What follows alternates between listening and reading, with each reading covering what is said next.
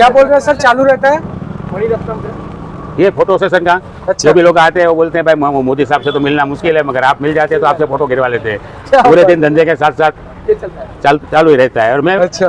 बिना मुंह बिगाड़े सबके साथ ऐसे इन्वॉल्व हो जाता हूँ तुरंत ही। रास्ते में जाते जाते भी रुक जाता हूँ, हाँ। बस स्टैंड हो, रेलवे स्टेशन हो, एयरपोर्ट हो, कहीं भी जाऊँ, ये काम तो चालू ही चालू रहता है। अच्छा, तो सर फोटो सेशन वगैरह तो आपका कंटिन्यू चलता ही रहता है। लोगों को आप क्या क्या खिलाते हैं अपने वहाँ? बहुत लिमिटेड आइटम है मेरी, पानी पूरी, दही पूरी, सेव पूरी, बास्केट चाट और बेल, बस 5 आइटम ही रखता हूँ मैं। शुरुआत से ही इतनी चीजें आप रख रहे हैं? हाँ, पहले से ही लिमिटेड चीज़ में पहले से ही मैं ये धंधे में इन्वॉल्व हुआ हूँ। 42 साल हो गए मुझे। मेरे फादर के हाथ के नीचे मैं ट्रेन होकर ये 42 साल से ये धंधा कर रहा हूँ। जी। लेकिन पहले से ही मेरा एक शौक रहा है कि हाथ से ही, अपने हाथ से जो बना सको, अपने हाथ से जो बना सको वो ही खिलाओ, तैयार लेके कुछ मत करो। तो यहाँ पर जो सारी चीजें हैं आप खुद प्रिपेयर करते हैं? हाँ, मेरा खुद का, ये मेरे हाथ के नीचे 6 बंदे हैं यूपी साइड के, जी। वो मेरे साथ होते हैं, मगर सब लोग हेल्पर के तौर पे, कारीगर के तौर पे नहीं। तो जब आपने ये शुरुआत किया था तो मतलब क्या सोचा था, 6 लोगों को आप जोड़ पाएंगे अपने साथ, काम दे पाएंगे? क्योंकि जनरली क्या होता है जब स्टार्ट करता है इंसान इस तरीके का, तो उसके लिए उसमें क्या था, 42 साल पहले जब मैंने चालू किया तब मेरे बच्चे छोटे छोटे थे और मेरे पिताजी ने यही धंधे के कारण आदमियों की कमी हो रही थी तो मुझे पढ़ने नहीं दिया था। तो मैंने ऐसा सोचा कि मेरे बच्चों को मैं अच्छी तरह से मस्त पढ़ाई दूँ। तो मैं पहले से, मैं और मेरी बीवी दोनों मेहनत करते रहे, माल बनाते रहे, धंधा करते रहे और बच्चों को पढ़ाते रहे। धीरे धीरे करते सब बच्चे कॉलेज करके कंप्लीट हो गए। मेरे लड़का और बहू दोनों दुबई में है 7-8 साल से, और उससे छोटी बेटी और दामाद दोनों कनाडा में है, और एक बेटी अभी मेरे साथ ही है, मुझे धंधे में इन्वॉल्व करने हो गई है मेरे साथ। वो पीएचडी करते करते मेरे साथ ज्वाइन हो गई। क्या बात है। और मेरी पहले तो ज़िंदगी में एक ही तमन्ना थी कि मैं नहीं पढ़ पाया तो मेरे बच्चे पढ़ने चाहिए, और मेरे बच्चों ने मेरी ख्वाहिश पूरी की। जी। MSc BSc तो ठीक है, मगर पीएचडी तक उन लोगों ने पढ़ाई करके मस्त मुझे कुछ रिजल्ट दिखाया और अच्छी तरह से सेट भी हो गए। कोरोना के दौरान मेरे बच्चों ने मुझे बोला, पापा अभी आपको कोई ज़रूरत नहीं है और ये कोरोना का माहौल है, आप बैठो शांति से। तो मैं 1.5-2 साल तो मैंने घर पे बैठ गया था, ब्रेक ले लिया था धंधे में। लेकिन फिर भी मैं जब भी बाहर निकलता था तो आनंद विज्ञान नगर की पब्लिक मेरी आइटम को याद करते हुए मुझ पर फोर्स डाल रही थी, काका आप चालू कीजिए। अच्छा।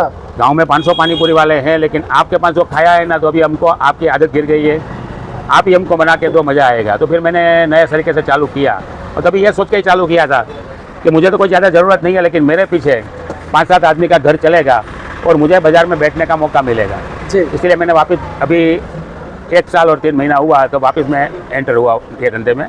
और ऊपर वाले की मेहरबानी देखो कि 3 महीना धंधा मैंने किया तो अभी मेरा 60वां बर्थडे आया। अच्छा।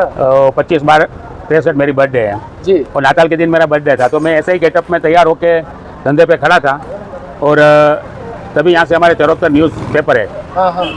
वो भाई यहाँ से निकले। तो उसको ऐसा लगा दूर से ही कि यार मोदी साहब खड़े हैं, क्योंकि गेटअप में था उस दिन में एकदम। हाँ। तो मेरे पास आए और मुझे पूछा कि भाई आपका एक इंटरव्यू हम पेपर में डाले। मैंने बोला ठीक है डालो। और वो पेपर का इंटरव्यू ने इतना हंगामा खड़ा किया कि उसके बाद एक के बाद करते करते गुजरात के नामचीन ब्लॉगर, और उसके बाद दिल्ली के भी आ गए और बॉम्बे के भी आ गए, उदयपुर से भी आ गए, बहुत सारे दूर दूर के ब्लॉगर आ गए। और मेरे हिसाब से हर आदमी को इतने अच्छे व्यू मिला है। मेरे हिसाब से कहूँ तो 28 से 30 करोड़ होंगे, लेकिन मेरे हिसाब से नहीं, मोदी साहब के हिसाब से। अच्छा, क्या बात है, क्या तो बात है। उनको मिलते हैं वोट और आपको मिलते हैं व्यू। हाँ जी। सही है। तो मुझे को अभी कमलेश मोदी अपने यहाँ के नामचीन ब्लॉगर है, वो एक बीच में आए थे मेरे पास, तो उनका नंबर 14वां था। उसके पहले 13 रील बन चुकी थी।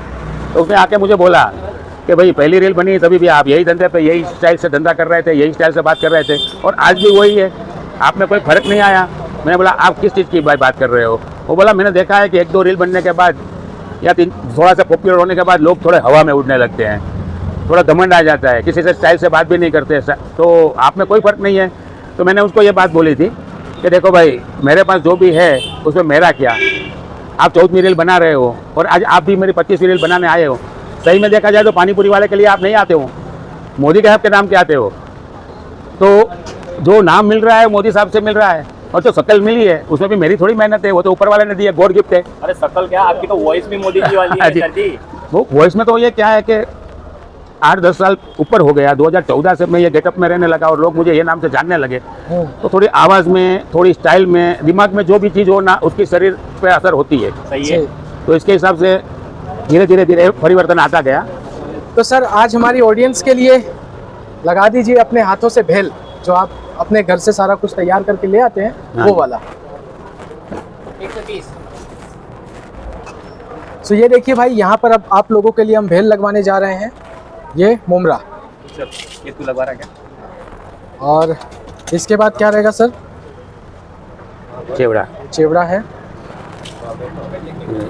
सेव, और ये गुजराती सेव बारीक नमकीन, सेव, हाँ ये अपना बूंदी, बूंदी, स्पाइसी बूंदी है ना सर वो? हाँ जी, ये नमक, ये ये आलू के मसाले। चना का मसाला,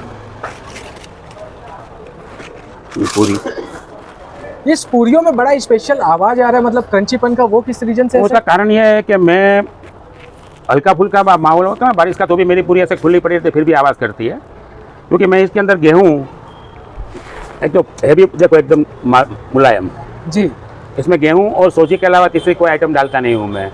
अच्छा। और तेल भी हरदम 12 मास मेरे पास कपासिया का ही रहता है, जी। और बनाने में भी मेरी एकदम शांति से काम रहता है, फटाफट माल निकाल दिया, ऐसा नहीं। अच्छा, और मेरा इसके लिए मैंने मशीन सब घर पे बसाए हुए हैं। अच्छा, क्या बात है। ये लहसुन वाली चटनी है, इसमें हरी चटनी, लहसुन की चटनी, खजूर की चटनी। तो सर 2024 के लिए कुछ कहना चाहेंगे आप पब्लिक से? पब्लिक बहुत समझदार है इंडिया की, क्या बात है, आप भी वही बातें कर रहे हैं जो सभी लोग किया करते हैं।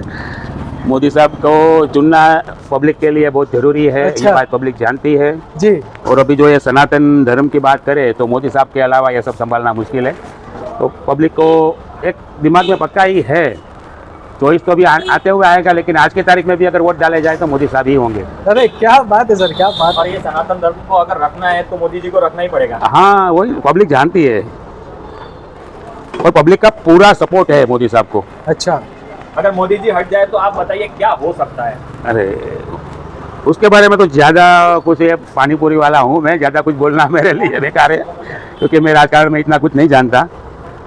मगर मैं ये कह सकता हूँ कि ऊपर वाले ने इंडिया को एक बड़ा सा गिफ्ट दिया है, उसको संभालना पब्लिक की जिम्मेदारी है, और मोदी साहब जैसा कोई मिलेगा नहीं। जी। तो चलिए गाइस, देखिए यहाँ पर सर ने हमारे लिए बहुत ही प्यारी सी भेल रेडी कर दी है, तो आपको बताते हैं लोकेशन यहाँ का, ताकि आप लोग भी आकर के ट्राई कर सके। सर यहाँ का क्या एड्रेस रहेगा?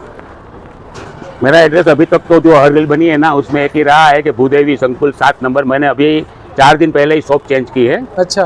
वैसे एड्रेस वही का वही है, मगर भूदेवी संकुल की जगह मैं थोड़ा सा सामने आ चुका हूँ। विद्यानगर, मोटा बाजार, भूदेवी अपना निर्मल निकेतन स्कूल के पास में, प्रमुख स्टेशनरी के बगल में। क्या समय रहता है सर? दोपहर को 4 से रात को 10, एवरीडे ओपन? Everyday open. और छुट्टी तो नहीं है कोई, मगर टाइम में भी बढ़ावा कटौती कुछ नहीं। दिवाली का त्यौहार हो या नवरात्रा हो या गणपति हो, मैं 10 बजे घर पे निकल ही जाता हूँ। क्या बात है, क्या बात है। चले गाइस, आपको लोकेशन बताते हैं। तो भाई ये है तुलसी पानी पूरी, और ये आया हुआ है आनंद में। तो अगर आपको वीडियो अच्छी लगी है तो शेयर कीजिए, कमेंट कीजिए, लाइक कीजिए। मैं मिलता हूँ आपसे अगले सफर में, तब तक के लिए थैंक यू सो मच।